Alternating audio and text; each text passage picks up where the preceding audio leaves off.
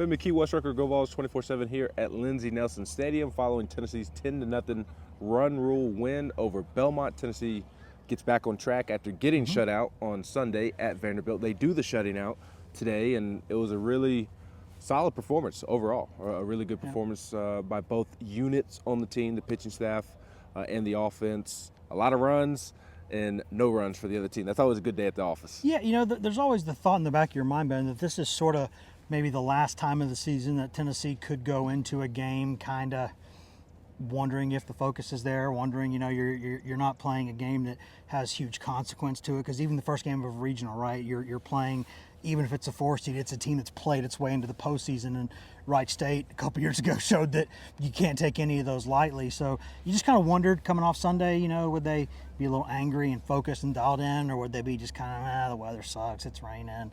And no, they came in and handled business like you would expect a veteran team, a good team to do, and it was a sharp day. Yeah, scored 5 runs right off the jump, which was good, showed that they were locked in. And I mean, there for a minute, it didn't look like they were going to play baseball. Or that Tennessee is going to try to get the baseball game in under Tony Vitello with the turf field.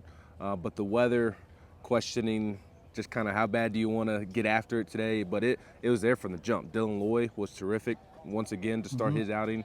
And the offense jumped right on Belmont with 5 runs in the first inning. Yeah, and played a little bit of gap ball too. Didn't really hit the ball out of the yard until later in the game. They kind of strung together some hits. They were wearing out the left center field gap.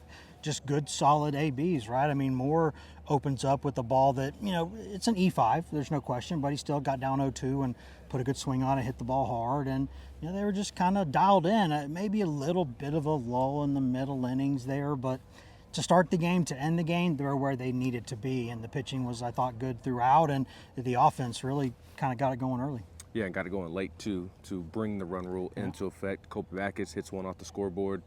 Christian Moore hits his 24th of the season, which ties the single-season home run record, ties Sonny Cortez for most in a single season. So I'm sure Simo will be breaking that record here soon. He kind of gets a fly ball in the jet stream that goes out to right field.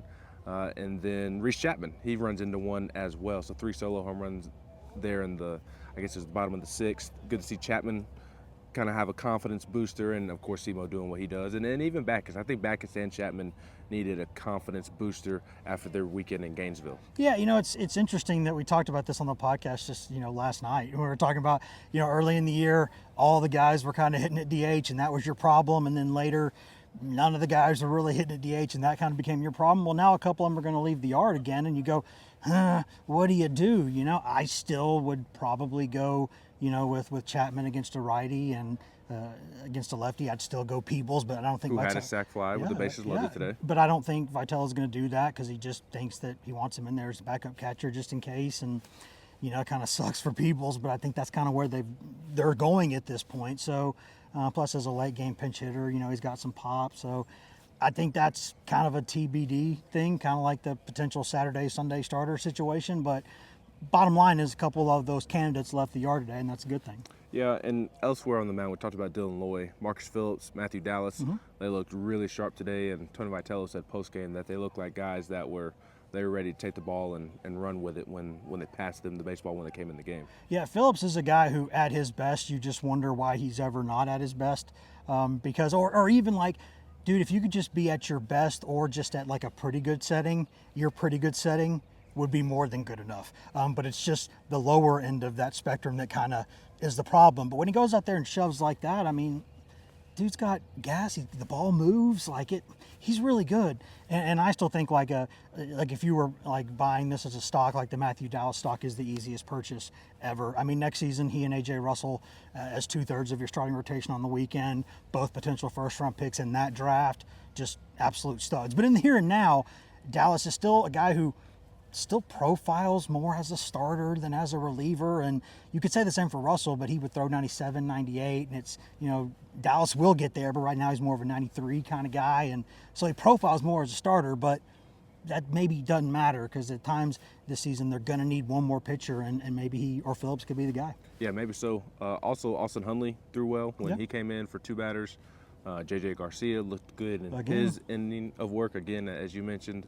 And then closing out, Derek Schaefer coming in and getting a pop-up to end the game as well. So sets up for one last important SEC series with a desperate South Carolina team coming to town this weekend. Yeah, it's interesting that, I asked Christian Moore about this, and I was going to ask Vitale about it, but we ran out of time with Tony after the game. We all know this program, the big priority, get to Omaha, win a national title, right? Those are the two things on the top of the list. But you wonder, where does an SEC championship rank in there, right? Because one game behind Kentucky, Arkansas kind of hovering right there too going into the last weekend.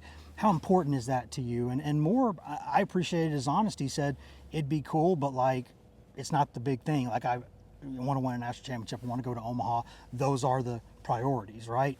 It's interesting. It kind of sounds like, when people ask John Calipari about what he thinks about winning the SEC and the tournament, he's like, I want to win the NCAA tournament. That's the only thing I really care about. So that's kind of where they are as a baseball program right now, is that's what they care about. So it's cool, but I don't think the fans would be too upset if they were to win the SEC title in the first, for I guess the last time that it's 16 teams or 14 teams. Yeah, or when the SEC East, the last time that it exists yeah. well. So we'll have plenty of coverage all weekend long, and certainly have plenty of preview stuff up at the site at GoVols247.com as Tennessee welcomes South Carolina this weekend, Thursday, Friday, Saturday, 6:30, 1 o'clock on the final day of the regular season. All three games will unfortunately be on SEC Network Plus.